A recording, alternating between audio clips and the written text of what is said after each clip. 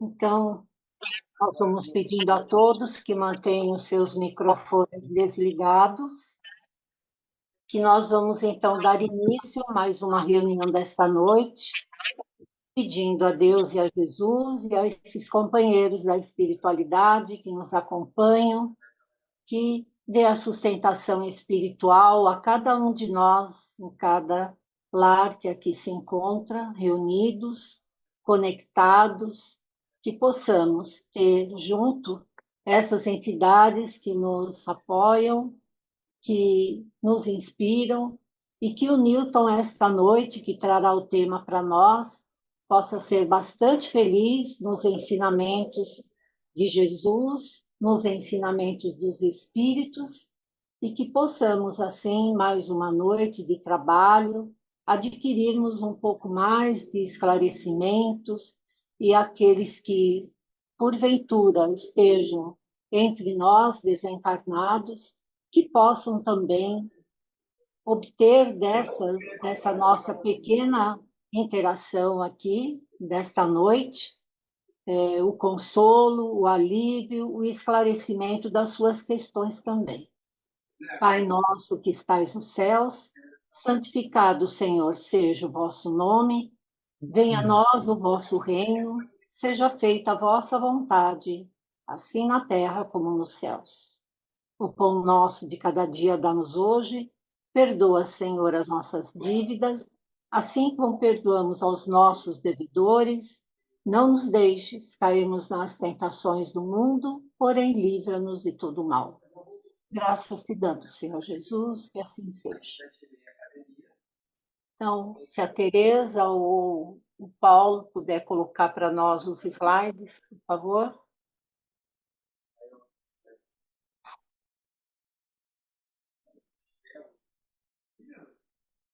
Paulo, você coloca? Coloco. Ok.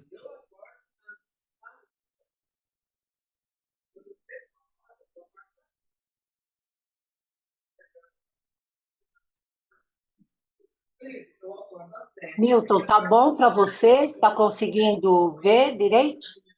Sim, fermento velho. Sim, por favor, então. Fermento velho. Alimpai-vos, pois, desse fermento velho, para que seja uma nova massa. Desculpa que está no celular, mas eu vou indo. Existem velhas ferramentas de natureza mental que representam tóxicos perigosos ao equilíbrio da alma. Muito comum observamos companheiros ansiosos por íntima identificação com o pretérito, na teia de passadas reencarnações. Acontece, porém, que a maioria dos encarnados na Terra não possui uma vida pregressa, respeitável e digna, em que possam recolher sementes de exemplificação cristã. Quase todos nós embebedamos-nos com o licor mentiroso da vaidade em administrando os patrimônios do mundo, quando não nos embriagávamos com o vinho do destruidor do crime, ser chamados a obedecer nas obras do Senhor.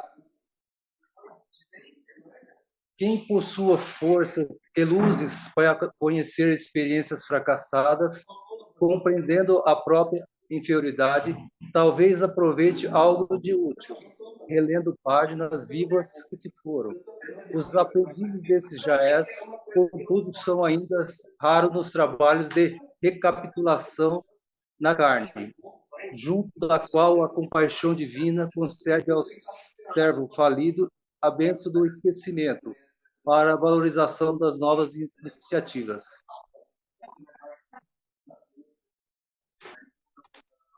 Não guardes, portanto, o fermento velho no coração. Cada dia nos conclama a vida mais nobre e mais alta.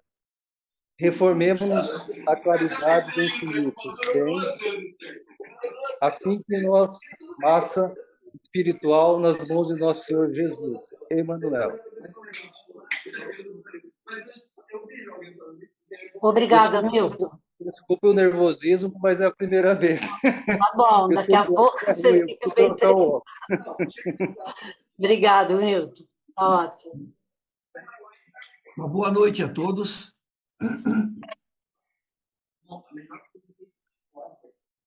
Boa noite a todos. Boa Boa noite. noite. Boa noite. Boa noite, Milton. Nós Boa fazemos noite, Boa noite, Milton. no nosso Boa dia, noite. nosso segundo sábado, nós fazemos uma reflexão. Eu uso como um livro base nesse período uma obra do escritor Kai Barchute, um grande trabalhador da doutrina espírita, que chama Parábolas e Ensinos de Jesus. E eu vou fazer essa colocação e fiquei muito contente de que caísse esse tema hoje, porque vamos numa sequência e a gente vai descobrindo algumas características nossas, né, de todos nós. O tema da noite é o Sermão do Cenáculo. É muito pouco ouvido, porque a gente sempre ouve o Sermão do Monte, o Sermão da Montanha.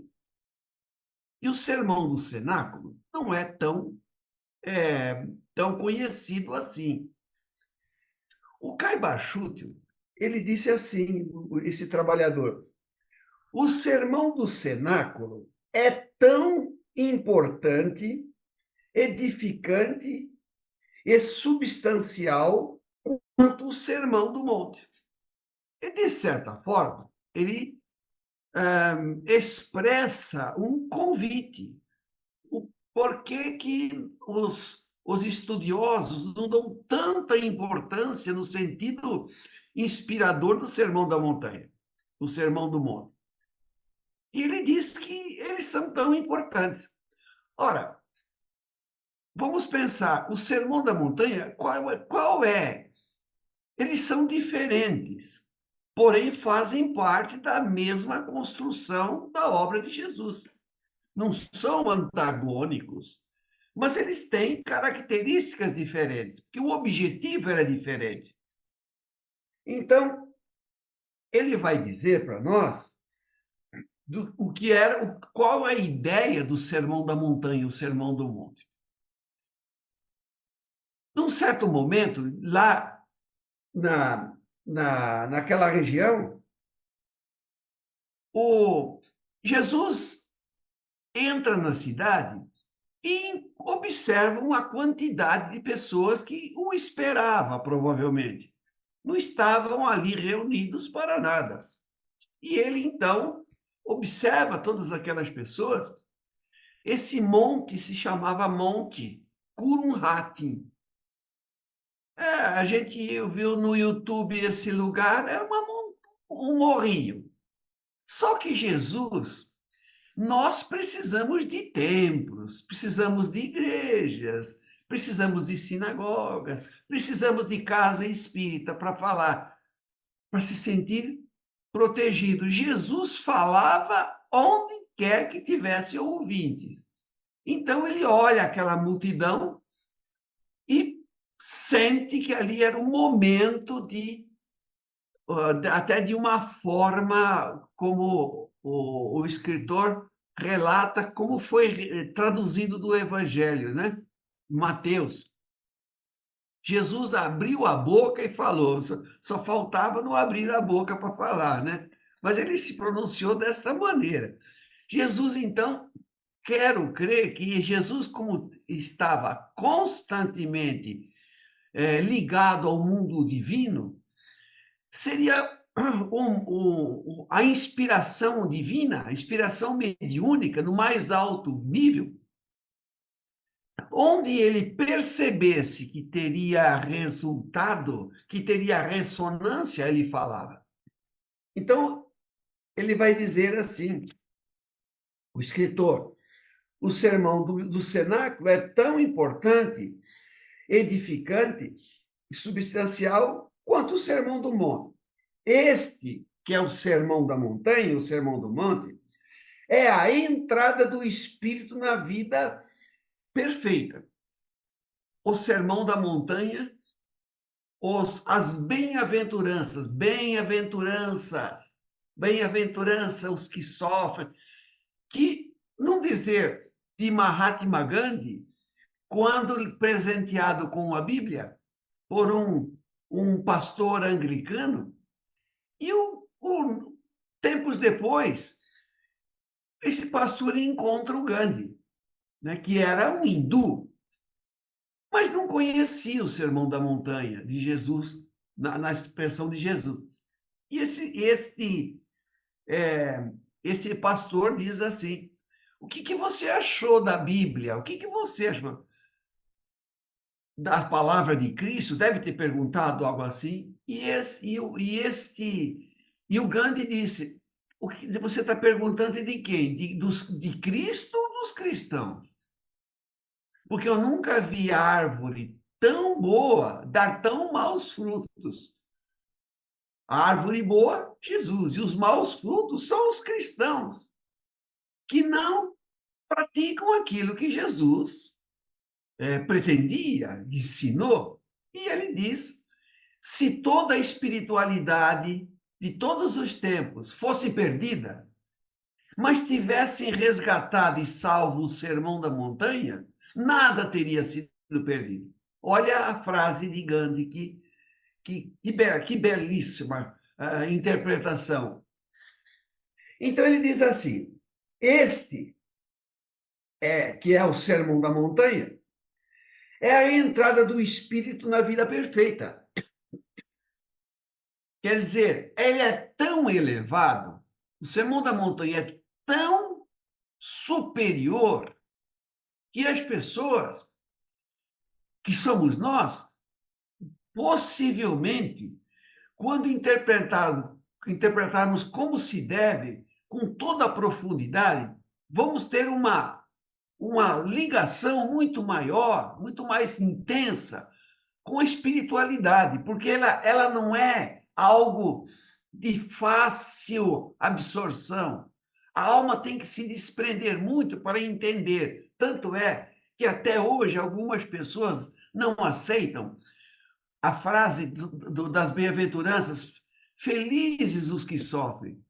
Como que alguém no seu estado normal pode dizer felizes os que sofrem e achar que esta pessoa não está doente?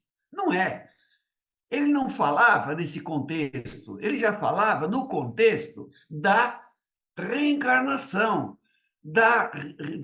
das superações, dos equívocos da vida, que nem sempre são simples, fáceis, e não são provas que não exijam uma passagem por uma porta estreita, ou seja, algum sacrifício para resgatar, para desprender-se dos velhos hábitos.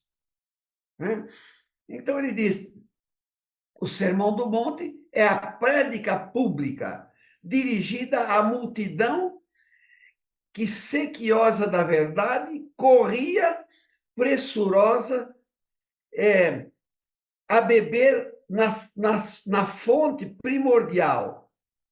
O ensino que lhe aclaravam o entendimento, eles afagavam o coração oprimido. Isso era o Sermão da Montanha. E nesta é que Jesus também vai dizer: não turbe vosso coração. Vinde a mim que eu vos aliviarei. Onde Jesus coloca um selo para em que se entendesse que a vida aqui, que todos passariam, que todos os cálices que todos beberiam, na verdade, era uma passarela para o mundo espiritual. Por isso, o Sermão da Montanha foi tão inspirado, uma das mais belas passagens que se possa entender da presença de Jesus. Por exemplo, o Sermão da Montanha, outra nobre, extraordinária, a primeira carta de Paulo aos apóstolos. Ainda que eu falasse a língua dos anjos e dos homens, se eu não tivesse amor, se eu não tivesse caridade, se eu tivesse fé a ponto de transportar as montanhas, se eu não tivesse amor, Outra página extraordinária.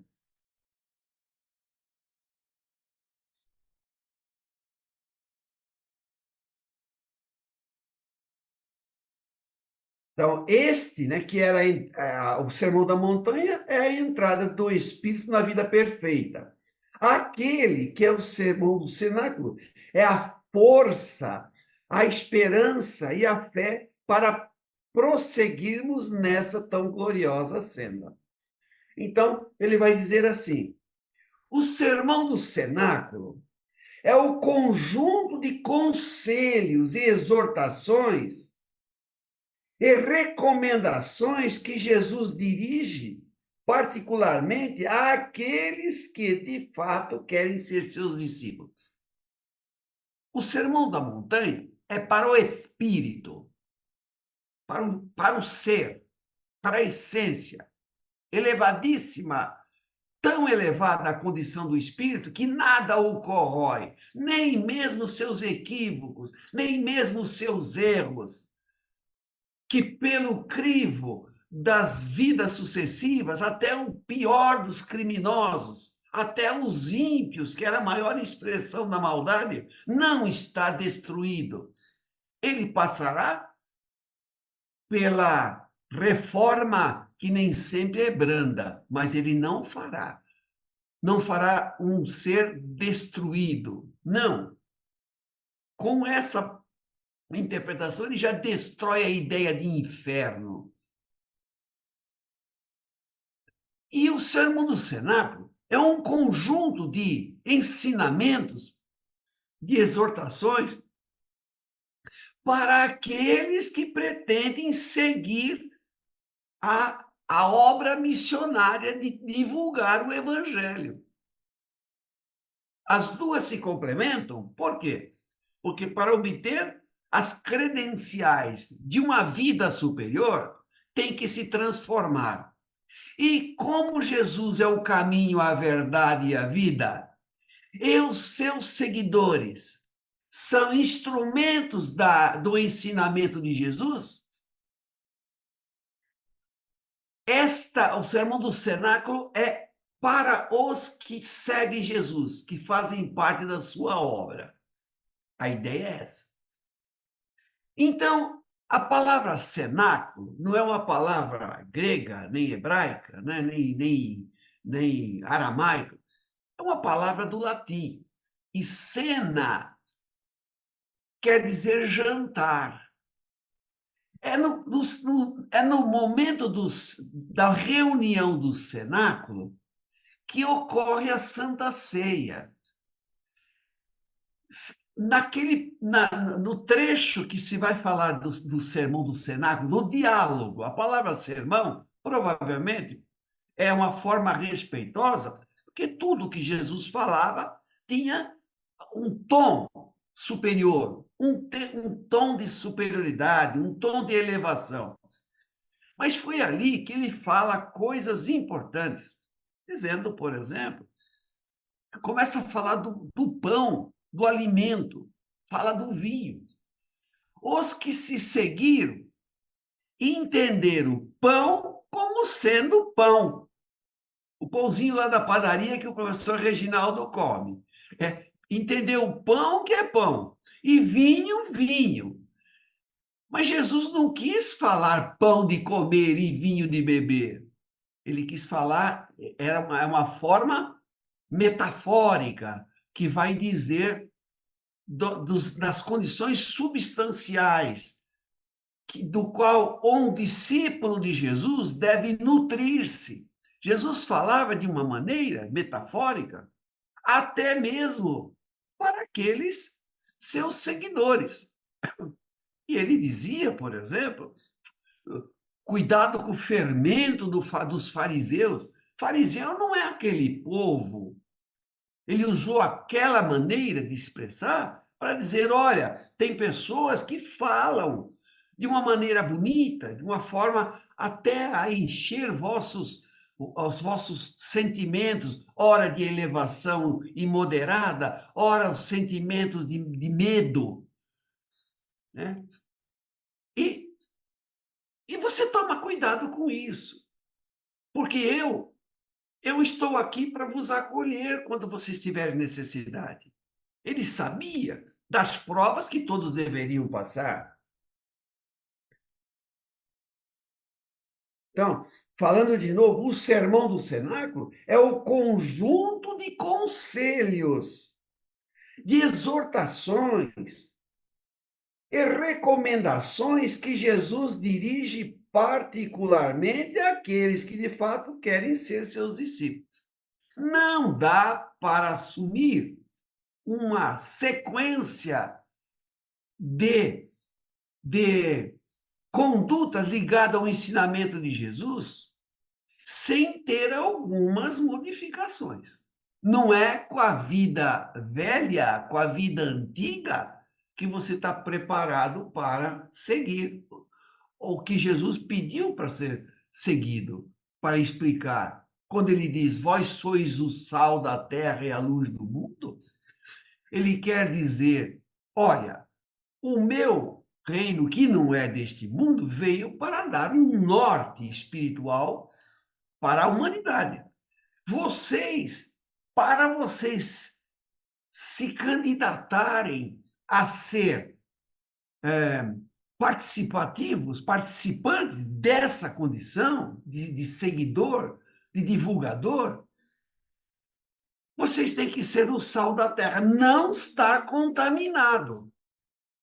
E a luz do mundo, o sal e a luz são dois termos que falam de dois elementos da natureza, duas condições da natureza, que não se contaminam. A luz você não contamina. E o sal pode se contaminar, mas ele é tão difícil de ser contaminado que quando se quiser preservar alimentos por um longo tempo, salgue esse alimento, porque os micro-organismos não atacam. Por isso que Jesus tinha que escolher ensinamentos metafóricos, porque faltava a compreensão na época. Diz assim, por exemplo, aconteceu no cenáculo, naquele ambiente, um convívio, a cerimônia do lava-pés.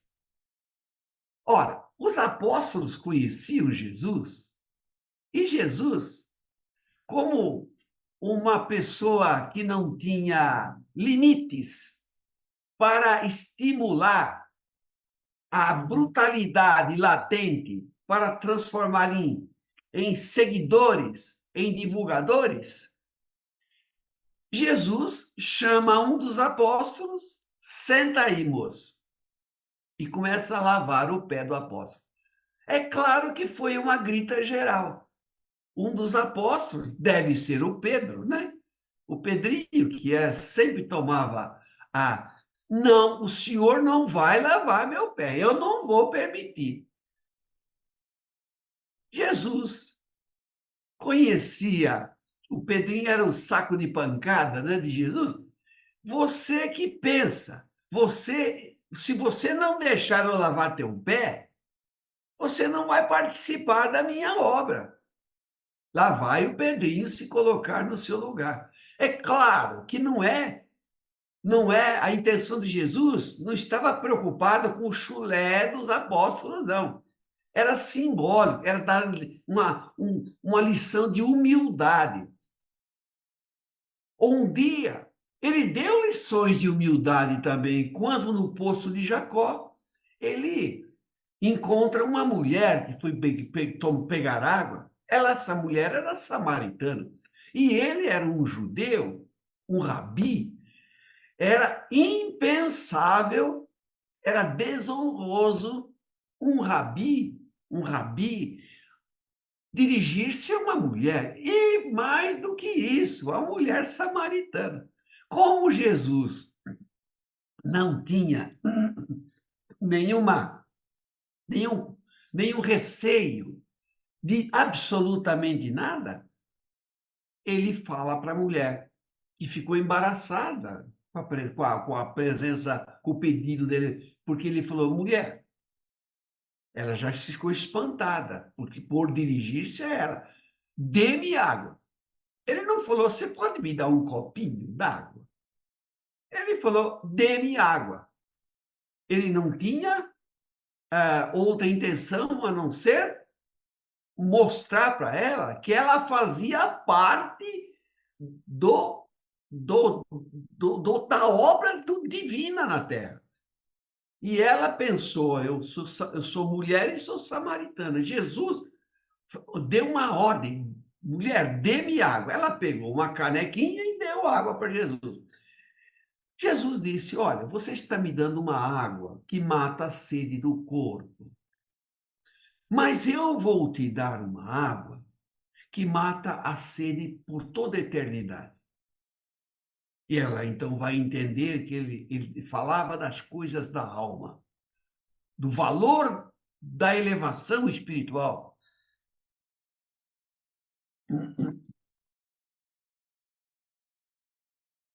Diz assim, o lava-pés e a ceia, né? A Santa Ceia ocorreu naquele ambiente. Né? Não passam de símbolos e pretextos para a reunião onde o mestre deveria exortar, consolar e fortificar, isto é, dar forças aos seus discípulos, para que, com fé e coragem, resistissem às provas, porque iriam passar com a tragédia do Gólgota. Ele estava preparando a sua despedida. E é claro, a gente fala, Jesus ficou 33 anos. Faltou alguma coisa para Jesus? Nada. Alguém fala, puxa vida, mataram com 33. Já pensou se ele vivesse até os 95? Não. O planejamento era um planejamento divino. Jesus ficou 3 anos, praticamente, exposto até o sacrifício físico dele. Ele não precisava mais do que isso, porque a semente que era a mensagem foi suficientemente semeada para que a Terra, que é toda a humanidade, iria começar a produzir vida, dar vida a essa semente, germinar e depois a própria humanidade gerenciaria o ensinamento. Diz assim, o principal de tal reunião não consiste, pois, na ceia e no lava-pés. A ceia de comer o pão e lavar os pés não tem valor em si, é um significado de humildade, de alimento para o espírito, não é a comidinha.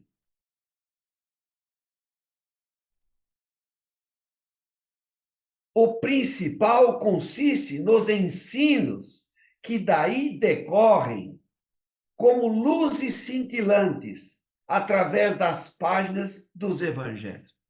Aqueles gestos, aqueles momentos, aqueles 12 sentados junto do mestre, a presença de Judas, onde até hoje todos esses personagens, todos eles, constituem o quadro de despedida, o encerramento, o baixar a cortina humana para que começasse a elevar-se a participação dos seguidores. Então, eles eram símbolos para que toda a humanidade meditasse nisso.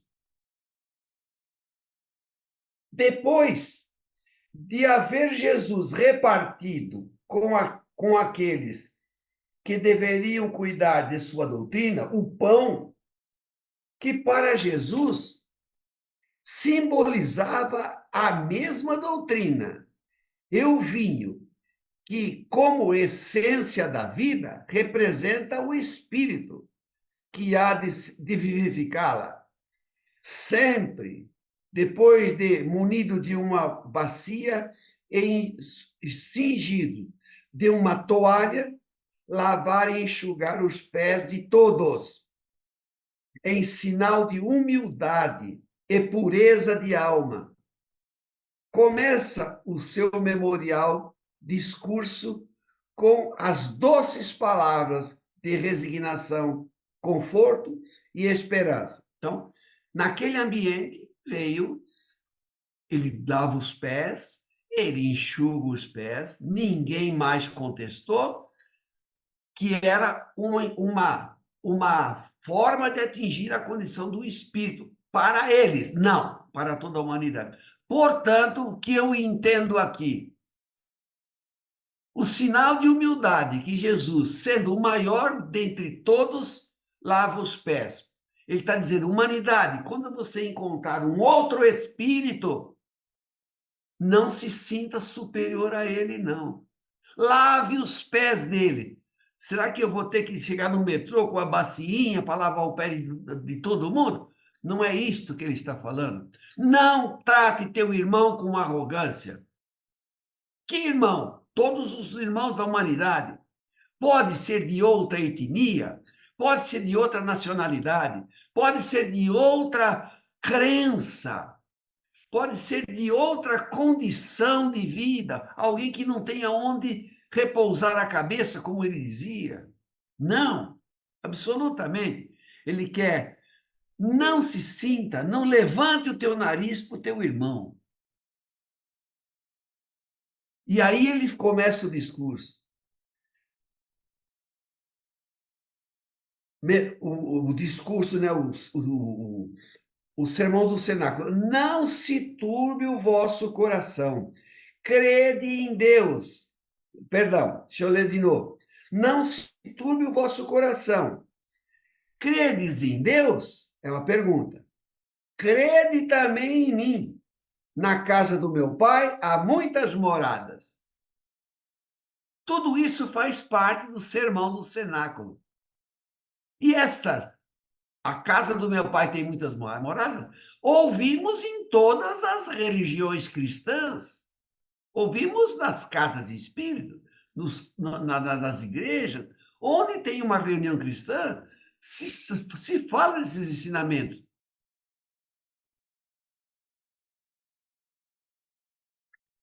E prosseguindo em seus ditames, garante-lhes que nem ele, Jesus, deixaria de os assistir e proteger, como também, sob a sua direção, o Pai Celestial lhes enviaria o Espírito Consolador, cuja falange de mensageiros os auxiliaria na sua gloriosa tarefa.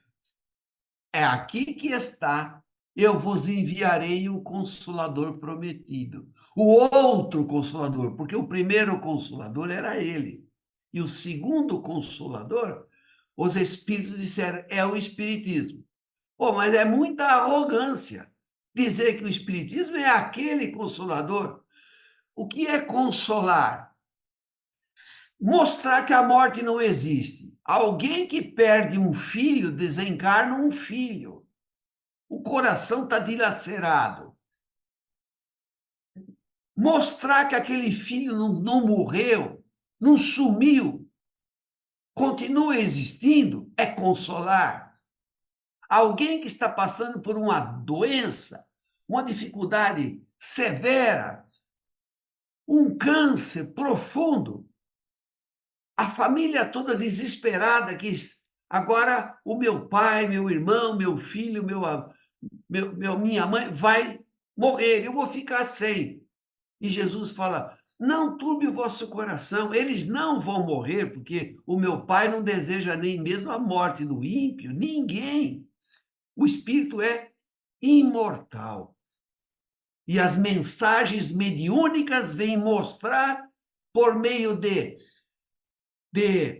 revelações psicografadas, daqueles que partiram, veio mostrar que ele continua existindo, dando provas, dá uma comunicação de alguém que procura em desespero. E uma mediunidade santificada pelo amor, pela doação, diz: fulano, já chegou? Seu José da tal, já chegou? Ainda não. A hora que ele chegar, manda pegar a mensagem que já está pronta para ele. A pessoa, quando chega desesperada, fulano, você é tal? Sou. Ó, tem uma mensagem de fulano de tal, assim, assim. A pessoa, mas quem é esse fulano de tal? Um parente diz, esse fulano de tal é um tio, que é um tio, mas ninguém sabia dele. Os que já sabiam já morreram. Ora, se isso não consolar, talvez que consola essa pessoa é ir ao shopping e comprar um monte de roupa nova, ou fazer uma viagem tranquila, ou fazer um spa. Aí consola. Não, consola nada. O que consola é quando a nossa angústia atinge o limite, porque a gente pensa que tudo está perdido e a mensagem, o ensinamento, a revelação diz não. Nada se perdeu. Acalma teu coração. Eu termino aqui.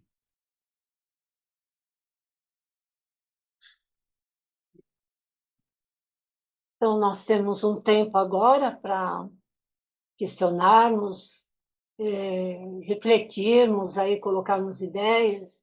E a gente ouve o Sermão da Montanha, por exemplo, e as parábolas de Jesus, e às vezes eu fico pensando, né? Que muitas coisas a gente não consegue interpretar direito, como que é exatamente o ensinamento de Jesus. E aquelas pessoas há 2000 anos que o seguiam, né?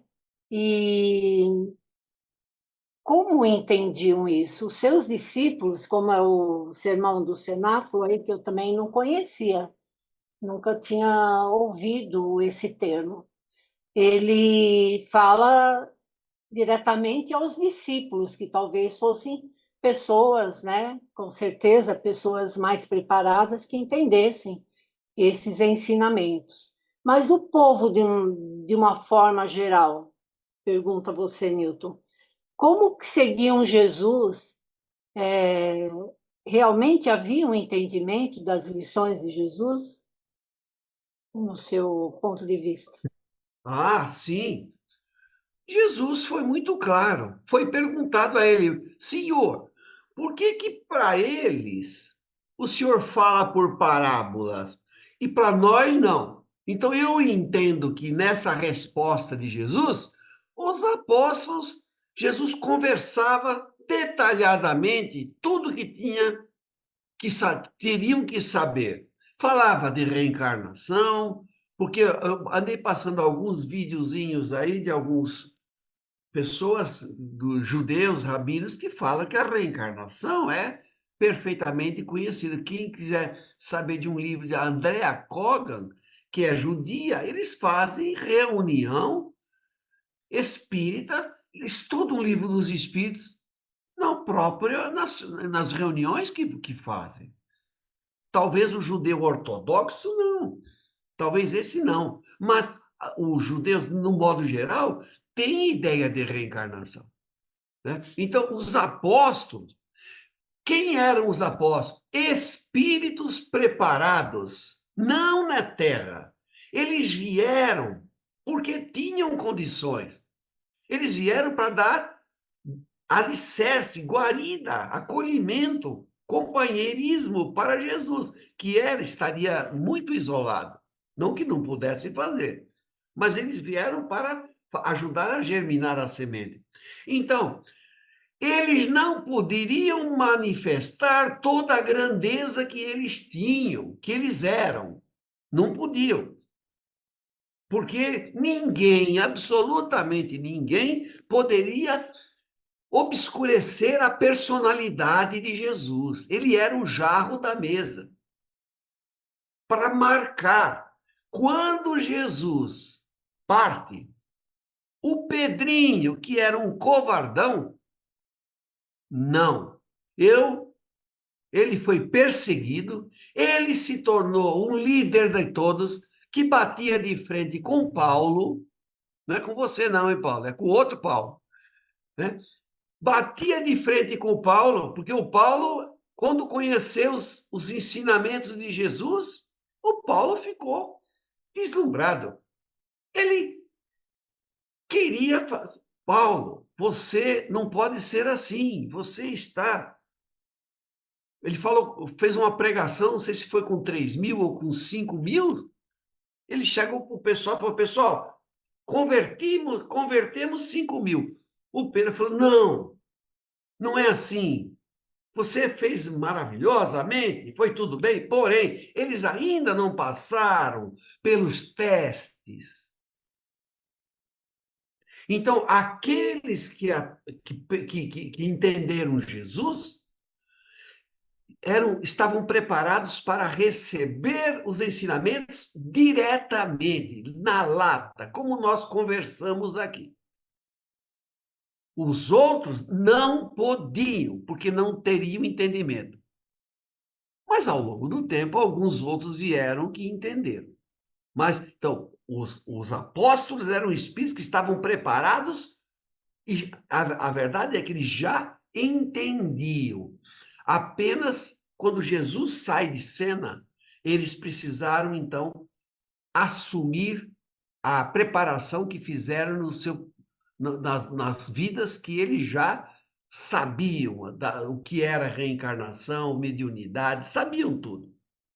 O povo novo, não. Está aberto, então, aí, pessoal, para todos que quiserem colocar ideia, por favor.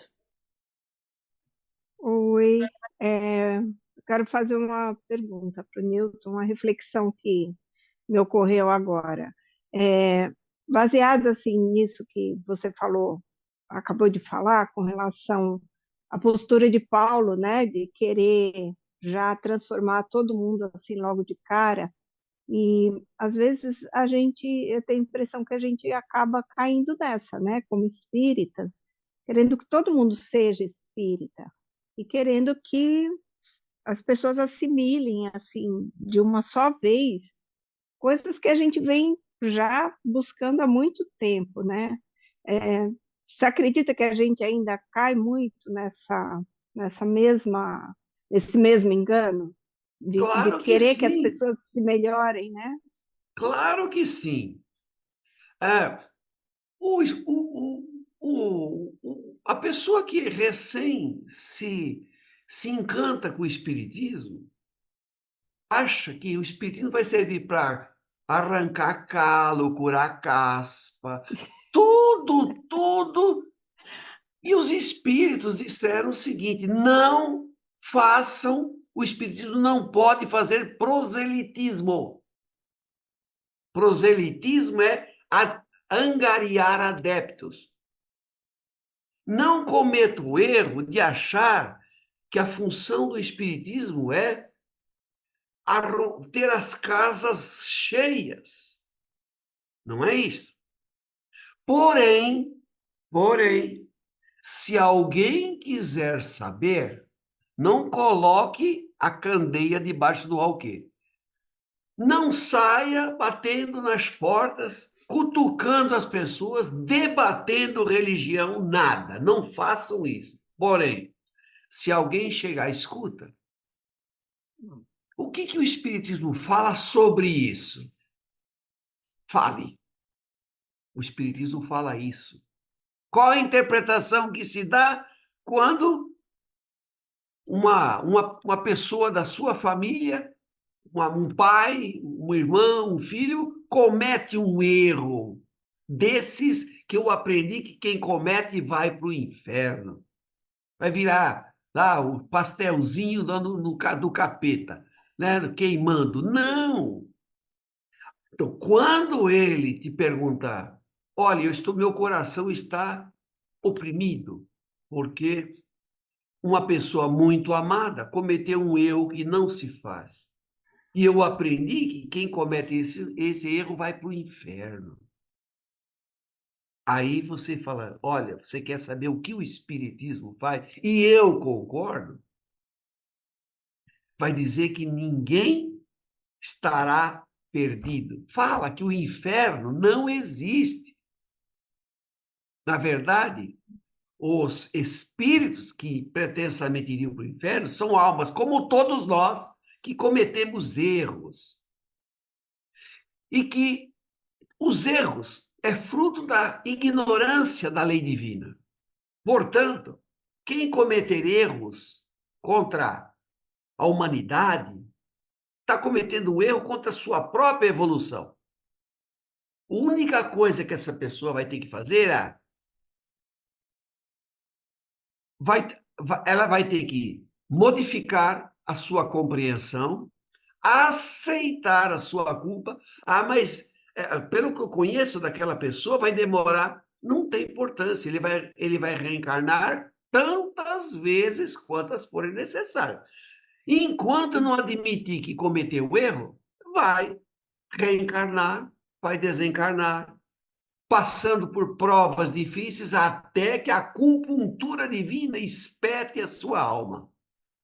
E aí ele vai dizer, olha, esta pessoa vai passar por duros momentos até que desperte. Depois que despertar, está tudo bem? Não está. Aí essa pessoa vai sofrer. Não vai. Dor é físico, sofrimento é psíquico, é da alma.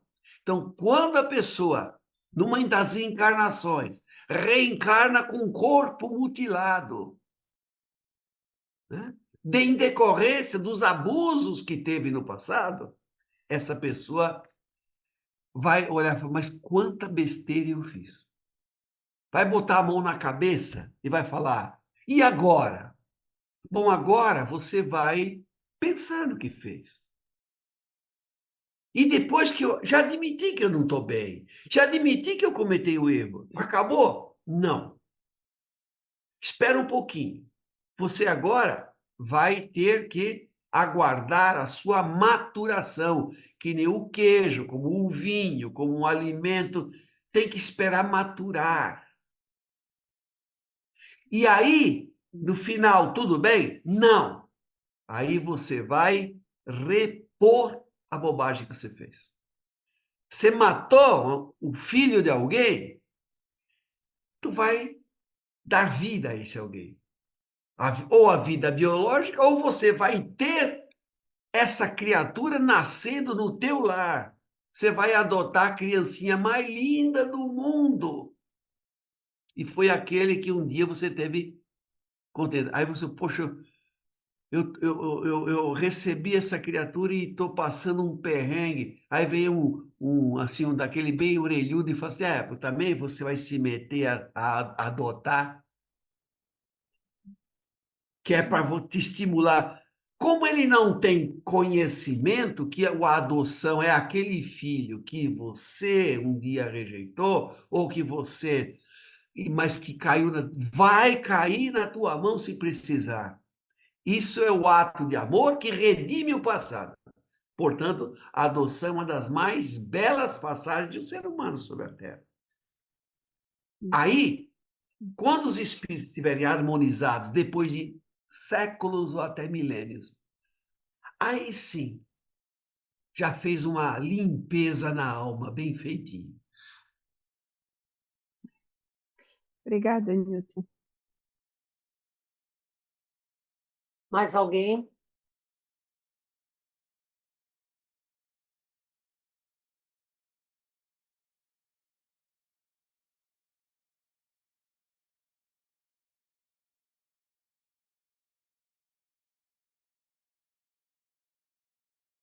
Auxiliadora, com relação a isso que você colocou, a gente tem vontade, né?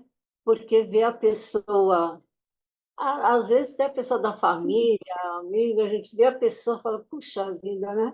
Se frequentasse, se entendesse, era meio caminho andado para ela resolver alguns problemas, ou entender os problemas, né?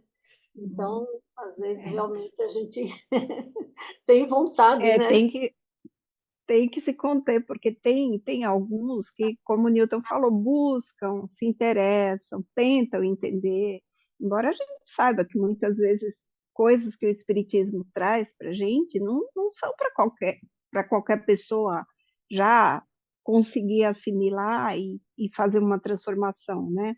Mas a gente vê, às vezes, a pessoa cometendo um erro, assim, achando que está fazendo uma coisa boa, mas a gente está vendo que a consequência daquilo vai ser danosa para ela, para quem está junto com ela, mas são tão refratários que, por mais que a gente tente encontrar uma brechinha para alcançar esse coração, é difícil ainda.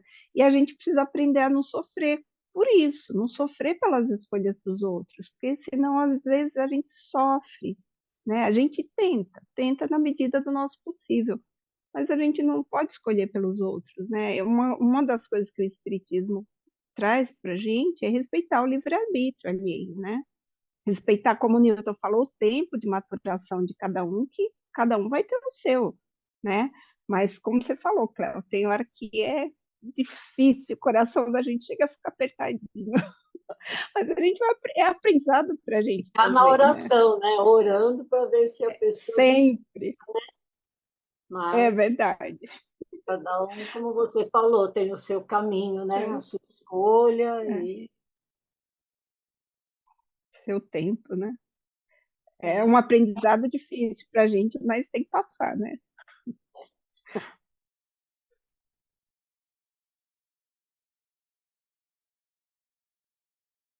Quem mais gostaria de colocar alguma coisa para enriquecer aí as nossas reflexões?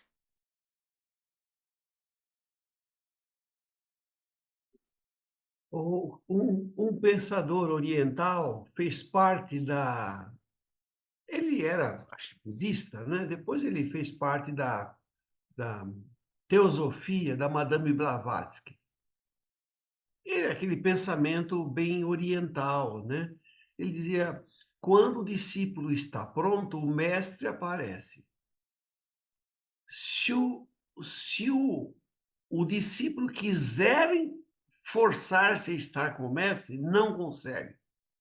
Então, quando ele está pronto, as coisas chegam até ele.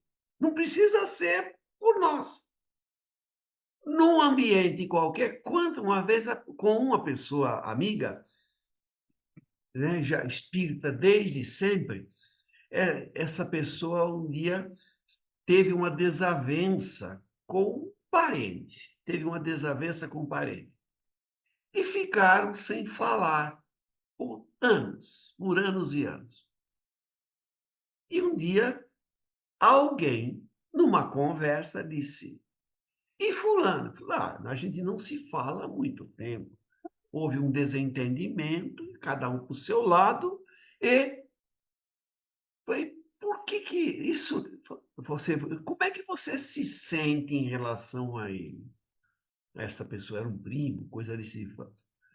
Bom, quando a gente fez nosso bate-boca, nós éramos despreparados, éramos jovens ainda, impetuosos, despreparados. E por que você não procurou? Eu vou procurar, ele vai me tacar tudo na cara, que eu sou isso, que eu sou aquilo. Aí essa pessoa que tem um poder de persuasão daqueles bem realista, como é que você mudou? Mudei. Como é que você tem a pretensão que ele não possa também ter mudado? O que é que te leva a crer que esta pessoa também não tenha mudado? Acho que até um pedaço, um bloco de granito se abalaria. Eu não posso fazer nada. Se eu mudei, essa pessoa pode ter mudado. E quem quer encontra uma malandragem para se aproximar. Quando essa pessoa procura, a pessoa recebeu com um abraço, festejaram. Eu perdi tanto tempo. Não, ele não perdeu nada. Possivelmente, se há anos atrás tivesse procurado, talvez, mas quando esse conjunto de acontecimentos disse, olha, vai procurar esse rapaz, vai lá, isso é feio demais, né? É coisa grosseira, vai lá. O máximo que ele pode dizer, vai, some daqui, não quero te ver. Tá bom, você fez a sua parte.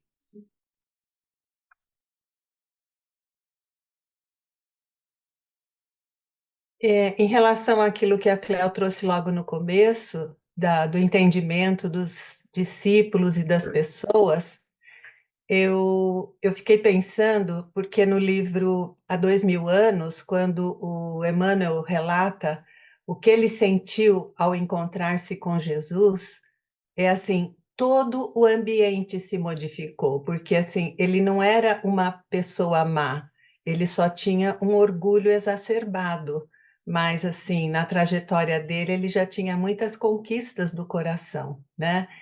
Então, falou que o ambiente espiritual, ele chegou a ficar zonzo, não é? Então, eu fiquei pensando, de repente, como os apóstolos, né, os discípulos, eles estavam ainda meio que adormecidos, né, na sua condição de poder se emancipar, eles sentiam isso muito fortemente de Jesus, né? Acho que a presença de Jesus modificava além da condição do racional, além do intelecto, né, na condição do sentimento e da identificação da grandiosidade daquele espírito, porque vendo também no Boa Nova, o Humberto de Campos, ele fala reiteradas vezes, Jesus de forma amorosa, Jesus de forma acolhedora, Jesus de forma carinhosa,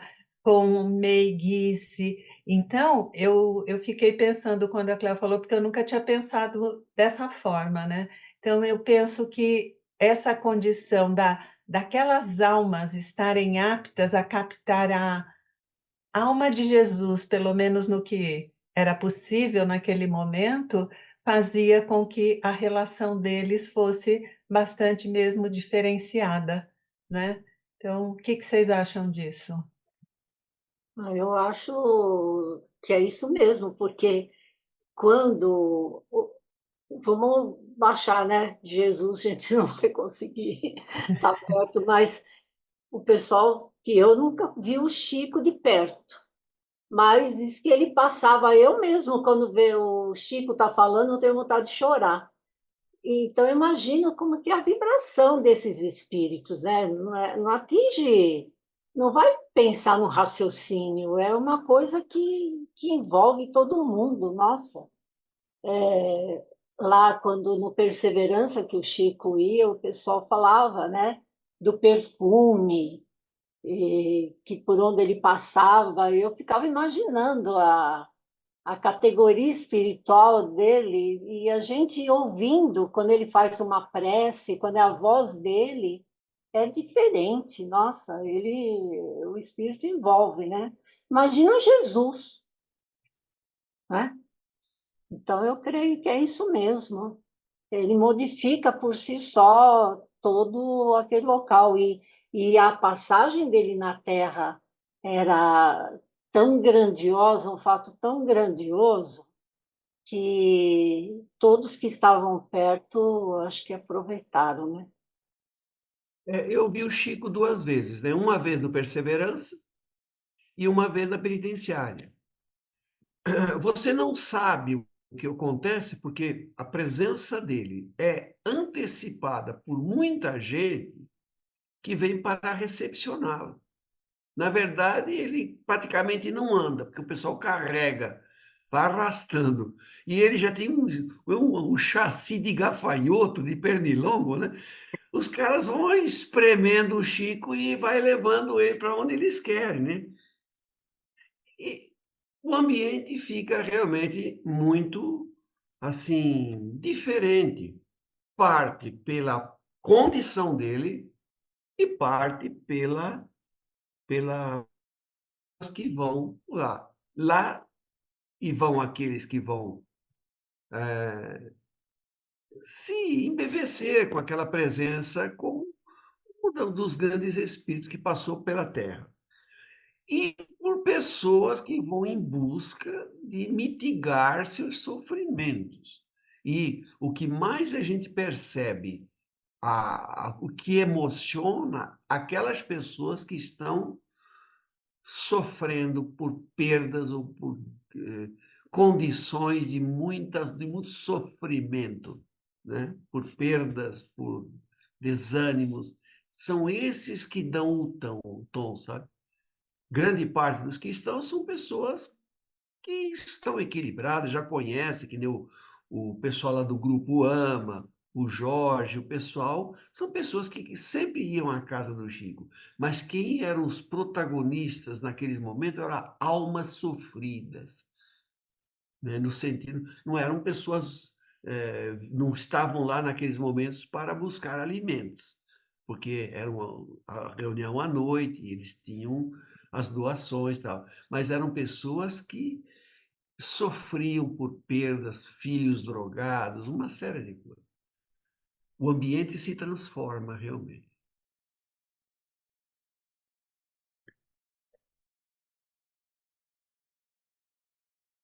Mais alguém gostaria de colocar alguma coisa?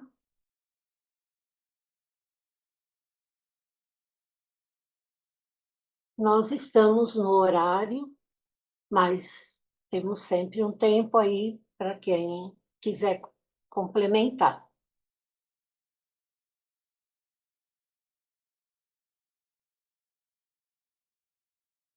Não havendo ninguém, nós vamos indo para o encerramento, então, da nossa reunião e ver se nós temos algum candidato aí para fazermos, para que seja feita a prece, por favor, para que encerre com uma vibração e uma prece para nós. Candidatos? Eu posso fazer. A Águida. Ver se tem mais alguém, que eu sou Step. Eu posso fazer também. Legal, Andréia, vai lá. Vai, Andréa, por favor. Tá bom. Então, agora, vamos endereçar os nossos pensamentos ao nosso Mestre Jesus, buscando na figura dele esse nosso professor, esse nosso mestre, que há muito passou por aqui e nos ensina diariamente com as suas lições, com as suas parábolas, com as suas metáforas, pela benevolência do nosso Pai Criador, que nos enviou este mestre e que nos deixa lições tão importantes, tão profundas por toda a humanidade, independente da religião, buscando dentro de nós o próprio templo de Deus, entendendo a necessidade de olharmos aos nossos irmãos com compaixão, com benevolência, porque assim somos olhados pelo nosso Pai. Senhor, agradecemos a semana, o dia de hoje, o teto sobre nossas cabeças, o alimento na mesa e, principalmente, a possibilidade de estudarmos a sua obra, de estarmos juntos aqui em seu nome, aprendendo e refletindo sobre as suas maravilhas. Pedimos aos trabalhadores da casa, do plano espiritual,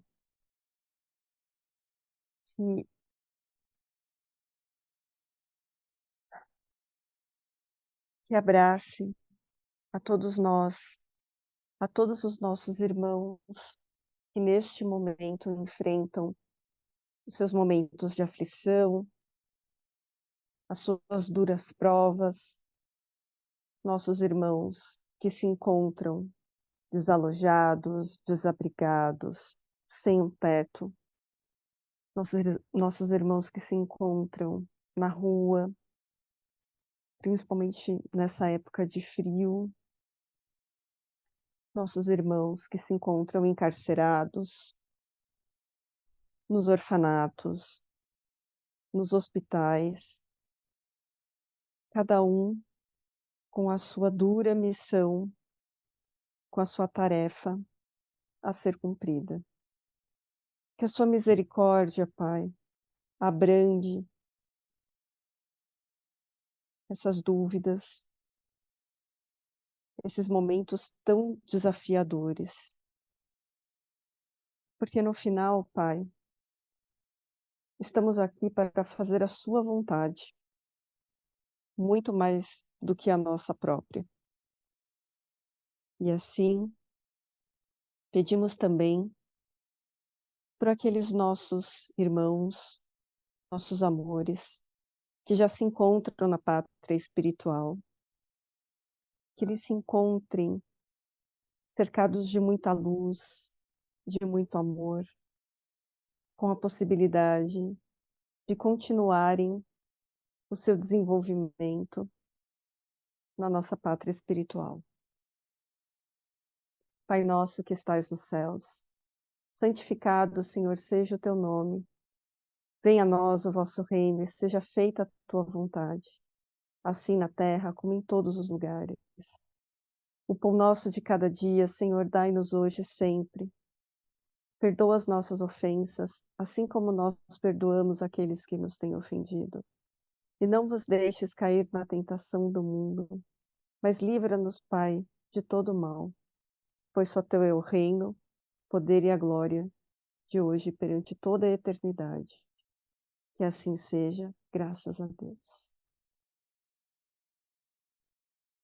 Obrigada, André. Alguém gostaria de colocar alguma coisa agora no encerramento? Eu quero falar sim. Primeiramente, agradecer. Minha mãe voltou, passou no hospital, né? E voltou, ela tem já bastante idade, passou ali por pneumonia, e é sempre bastante severo na pneumonia nessa idade.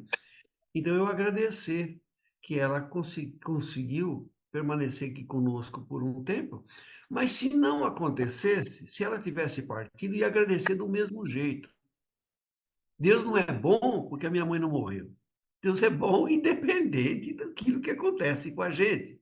É a linha, o desenvolvimento, a evolução dela pode exigir. Então, eu agradeço porque podemos ficar um pouco mais com ela. Mas se não tivesse acontecido dessa forma, se a lei divina entendesse que era momento de partir, agradecer do mesmo jeito, porque foi muito bem tratada e pudemos ficar junto dela por horas, olhando, escutando a voz, porque um dia desses, possivelmente, ela parta, né? E também eu queria só refletir que esses ensinamentos de Jesus não é para aquelas pessoas daquele tempo. A gente deve olhar e tentar observar onde o nosso procedimento se encaixa, onde é que a gente pode mudar para atender a essas orientações que Jesus deu.